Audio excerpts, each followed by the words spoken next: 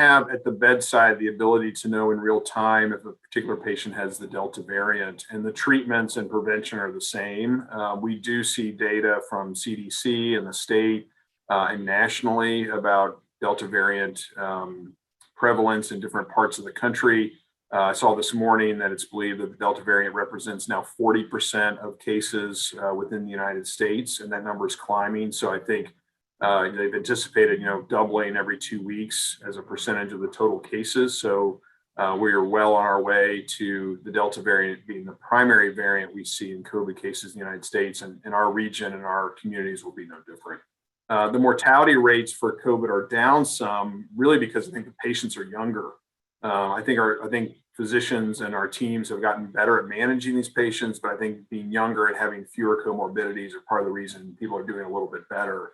So right now, Delta seems to be, more contagious. You may have a more severe case, but not necessarily more deadly right now. But like we talked about, if other variants could come, that could change that equation, and having more direct treatments would be very useful. Because even if we have a lot of people vaccinated, there still could be cases each year, like we have flu cases each year, other viral things, and having great antiviral therapies would go a long way in preventing death related to COVID. When the human body interacts with a virus like this from a respiratory tract, it's a lot about the interaction between the virus itself and the cells in your airway. And this virus more efficiently binds to those cells and then enters those cells, and may in some ways elude the immune system more effectively. So when they say, hey, this Delta variant is 50% more contagious or 55% more contagious, that's what they're referring to, is that interaction between the virus and your cells, and it's more likely to be able to get into your cells than maybe some other versions of COVID. And because of that, it becomes more contagious. So if you get exposed to it, you're more likely to develop a case of it. And, when that happens, it's going to run through parts of our community that are less vaccinated.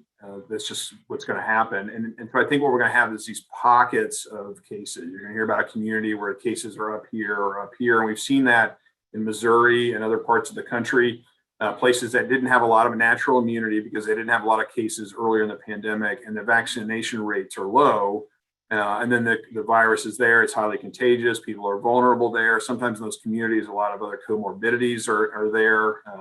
And then you have a whole situation on your hands where you have a lot more cases, a lot more hospitalizations, and potentially more deaths, depending on where you are. So I think it's these kind of fires we're going to be trying to put out, repeatedly as we go through the summer into the fall. And, the hope is that people in those communities will get vaccinated. And so the fires will just kind of be smoldering embers instead of wildfires. But that may be what we're dealing with for a number of months here. It has to do, I think, with the Delta variant. It appears that when people get the Delta variant, some of the what we were calling classic COVID symptoms are not there. So, throughout the pandemic, we've talked about that loss of smell, taste and smell that people get. You can't smell anything, you have COVID. Delta variant doesn't tend to do that. And again, it's slightly different. It may have a different interaction with the cells in your oropharynx and your nasopharynx. And so the symptoms with Delta tend to be more kind of rhinitis or runny nose or sore throat, or things that are less specific to COVID. And that's going to present a real diagnostic challenge for clinicians as we get into the fall, when there's circulating Delta variant of COVID, and then all the other viruses we see in the fall, rhinovirus, and we have RSV around now that have very similar symptom profiles. It won't be as easy to say you can't smell anything, you must have COVID. And so our clinicians got to think through that. They're going to have the testing they need to distinguish these viruses, make sure it's not COVID, because it's going to get pretty confusing when there are a lot of things circulating in the community. But that's just the difference in the Delta variant versus other variants. The symptomatology tends to be a little bit different and more vague as it relates to COVID.